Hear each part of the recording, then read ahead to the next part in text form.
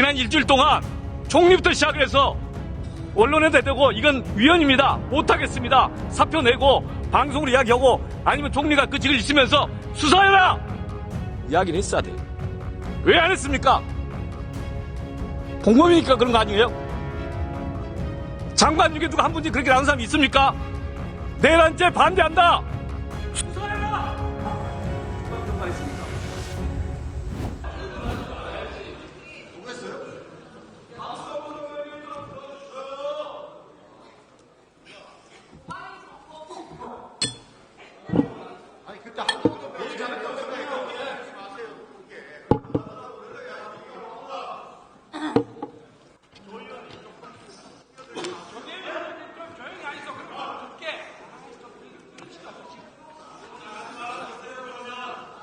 안 나가면 소리 안 들을게요. 진짜로. 다 들어오시라요. 다 들어오시라고. 진짜로. 네. 존경하는 국민 여러분, 그리고 여기 계시는 우리 여야 국회의원 여러분, 우리 선배 의원 여러분, 오기영 의원입니다. 1980년 광주, 저는 그 당시 중학교 2학년이었습니다. 계엄군과 시민군이 치열하게 대치하였던 그 전남도청에서 아주 가까운 곳에서 살고 있었습니다. 무장한 군인과 시민들이 대치하였고 총격전을 저는 목격했습니다. 계엄군이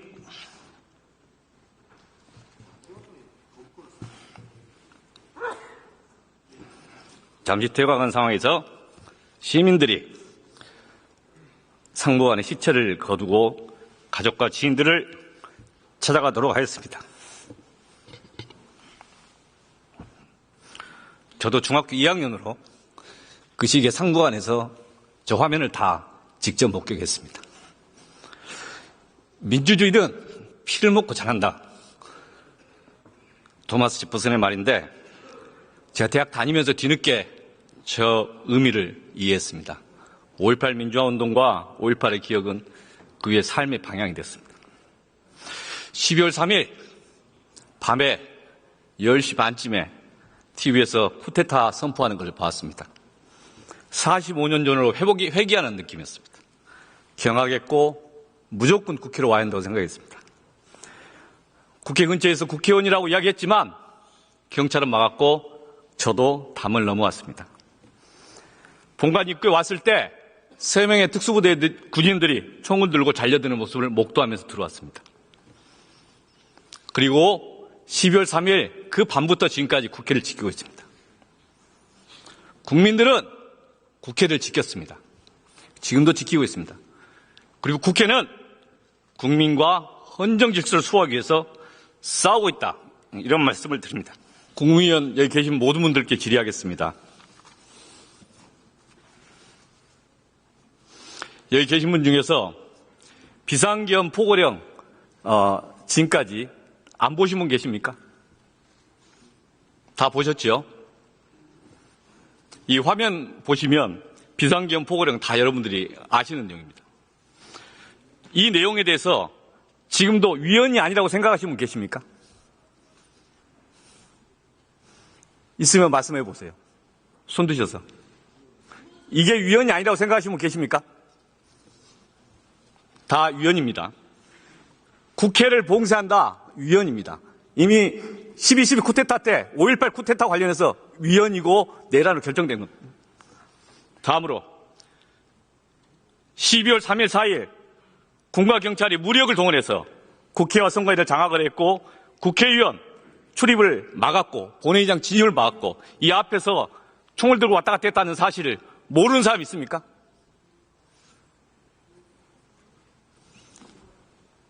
국회에서 본회의를 통해서 계엄 해제를 하려고 했던 그 과정을 군인이 경찰이 막으려 했다. 이걸 계속 보도되겠습니다. 이 사실을 부정하는 분 계십니까? 부정하시는 분 손 드세요.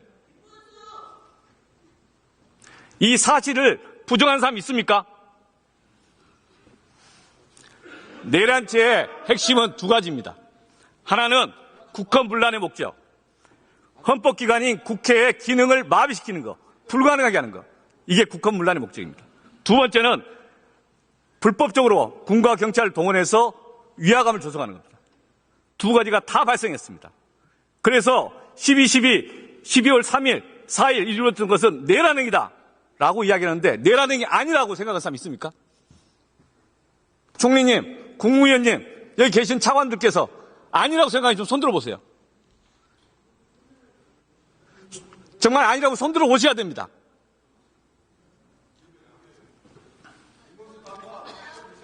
화면 한번 보시겠습니다. 대한변협에서 대한변협에서 일찍 이야기했습니다. 말도 안 되는 헌법 파괴행위다. 형사법학자 다 이야기했습니다. 내란죄 넉넉히 인정될 수 있다. 오늘 국책연구기관 한국형사법무정책연구원 보고서 냈습니다. 국회에서 질의해서 답변하는데 내란죄 충분하다. 내란죄인데 내란죄가 누가 내란을 범했느냐? 윤석열이 내란을 범했지 않습니까? 지금은 윤석열과 그 일당이 누군지를 분별하는 시간 아닙니까? 그리고 내란에 가담했던 사람은 국회의원이든 총리든 누구든지 간에 자격 없다. 처벌받아야 된다. 내란에 친일 쿠데타이기 때문에 누가 반란자인지 구분이 안 되기 때문에 그걸 구분하는 시간이다. 그리고 이 시간을 빨리 끝내고 정상화시키자. 저는 그런 토론을 하기 위해서 긴급 현안 질의를 하고 있다고 생각합니다. 법무부 차관 나오시죠.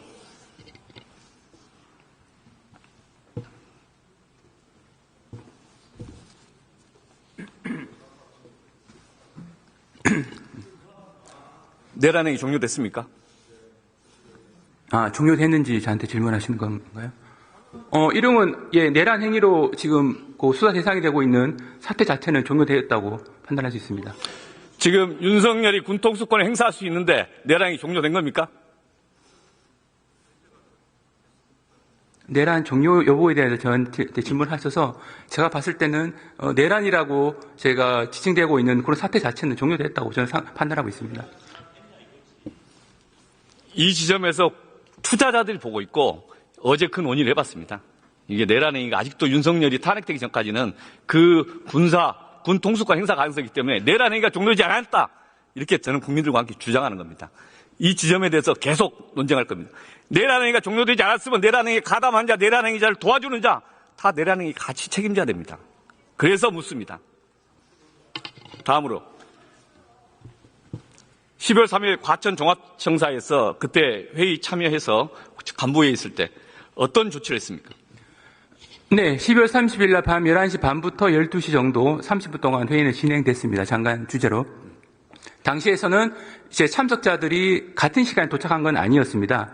저는 좀 늦게 도착해서 회의 종료 직전에 도착을 해서 한 5분 정도 동안 같이 참석을 했었는데 당시에서는 참석을 한 상태에서 비로소 이제 포고문 자체를 그때 봤습니다. 각자 휴대폰으로. 그런 상황이고.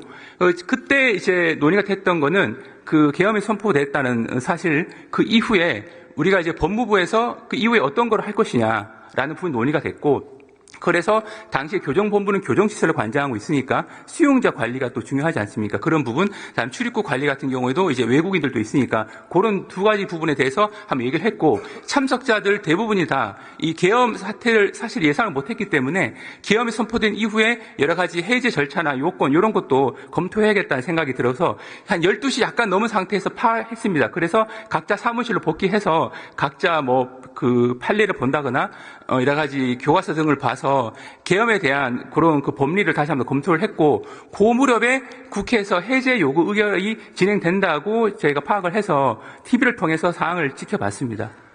그게 다입니다. 알겠습니다.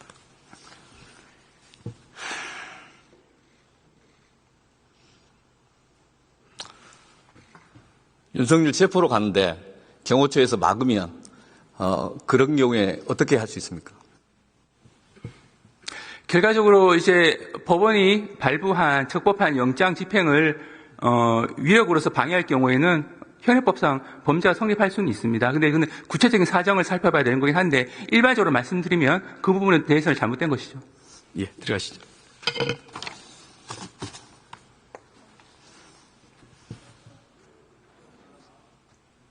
총리님 나오시죠.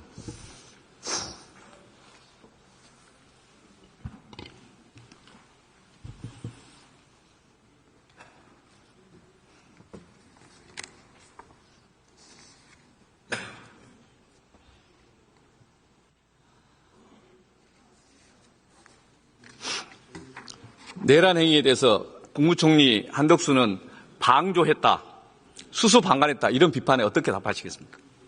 저는 그렇지 않습니다. 그런 계엄의 선포를 막기 위해서 최선을 다했다 그렇게 생각합니다. 내란 행위는 맞습니까? 네, 그러한 문제는 앞으로 수사 과정에서 밝혀질 그러한 내란 행위 일이라고 생각합니다. 관련돼서 피의자여서 답을 못하겠다 이런 말씀이시죠? 네, 피의자니까 답을 못하겠다 이런 말씀이신 거죠? 뭐 그런 이유보다는 예, 들어가시죠. 더 이상 안 묻겠습니다. 수사 과정 쪽에서 밝혀져야 되지 않냐 그렇게 예, 생각합니다. 들어가시죠. 예.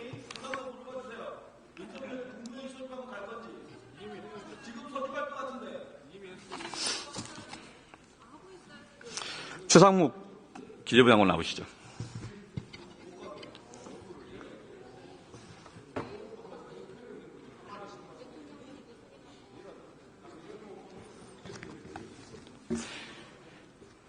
대통령 앞에서 사의를 직접 표명하신 적 있습니까? 대통령 앞에서 사의를 표한 적은 없습니다. 그 시점에서 이 내란 행위를 막기 위해서 무엇을 하셨습니까? 기본적으로 이런 상황까지 오게 된 것에 대해서 국민 한 사람으로서 국민 여러분께 여러 번 말씀드렸지만 매우 송구하게 생각합니다. 당시에서 제가 짧은 시간에 있었습니다만 물리적으로 막지 못했지만 제 최선을 다해서 말씀을 드렸고 그 다음에 그 자리를 제가 제일 빨리 뛰쳐나왔고 그 다음에 근데 저는 대엄이 발표된 순간 오로지 여러분께서 비난을 하시겠지만 시장이 돌아가고 있었기 때문에 그 자리에서 대통령이 계신데 그 대통령이 있는 자리에서 제가 전화를 해가지고 회의 소집을 했습니다. 그래서 한국은행 총재 회의를 소집해가지고 저는 빨리 그냥 나와서 그 자리에 빨리 나와가지고 그 상황을 챙기면서 나가면서 사의를 표명해야 되겠다고 결심을 하고 있었는데 지금까지 오게 됐습니다. 그렇지만 직에 연연하지 않고 경제 상황을 최대한 안정적으로 관리하는 데 혼신을 다하겠습니다. 의문이 있습니다. 우리 최상국 장관님 포함해서 이게 국무위원장, 장관님들 혹시나 또 내란이 있으면 도망가실 겁니까? 그런 말씀을 하시니까 개인적으로 부끄럽습니다. 근데 다만 말씀드릴 거는 그 상황을 챙길 때 다시 저한테 2시, 저는 나중에 회의를 마치고 집에 가서 2시쯤 넘었습니다. 그런데 그때가 이제 시장이 열려있기 때문에 저는 이제 외신과 시장 상황을 체크하고 있었는데 나중에 문자로 회의 통보가 왔습니다. 회의장으로 오라고. 저는 그때 제가 사의를 표명한 것이고 표명할 생각이 있었고 반대한 그런 계엄 상황이기 때문에 회의 소집에 응하지 않는 게 맞다고 생각해서 저는 회의를 안 가겠다고 통보를 하고 그 다음에 저는 시장 상황을 관리하느라 계속 했었습니다. 그런 말씀을 드립니다.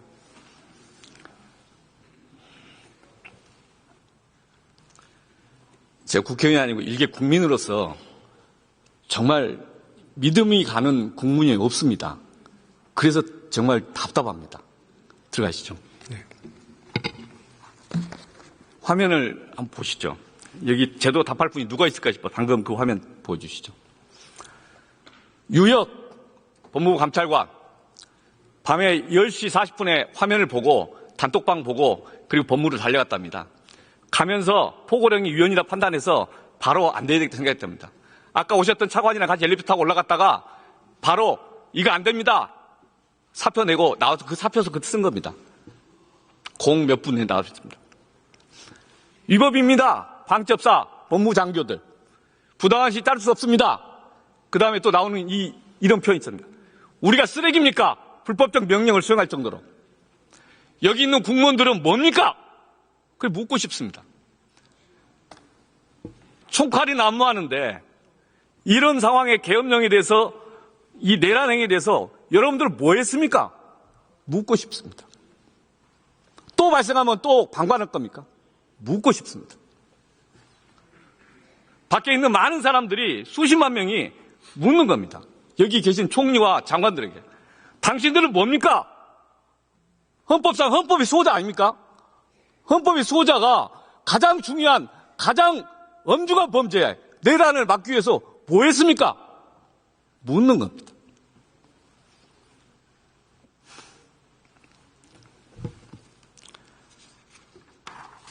다음 화면 보여주시죠.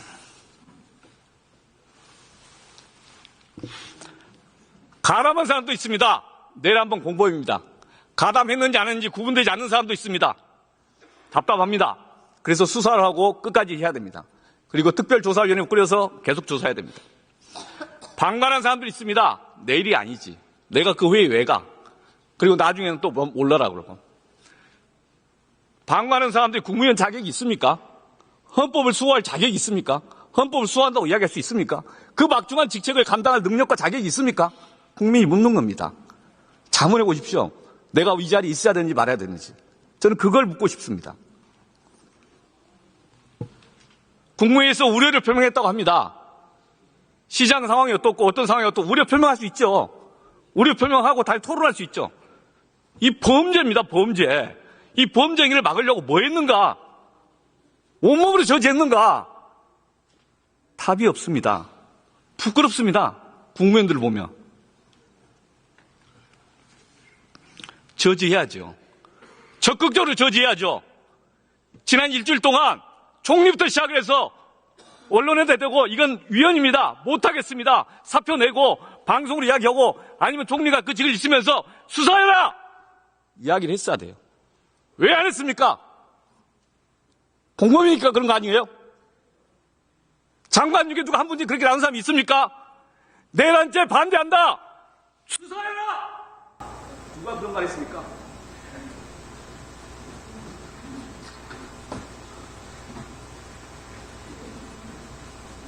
시간이 다 돼서 여기서 한마디만 멈추겠습니다. 국무위원 중에서 양심 있으면 스스로 거치 정하시기 바랍니다. 그게 지금의 마지막 자존심 키우는 거라고 생각합니다. 지키는 거라고 생각합니다. 이상입니다.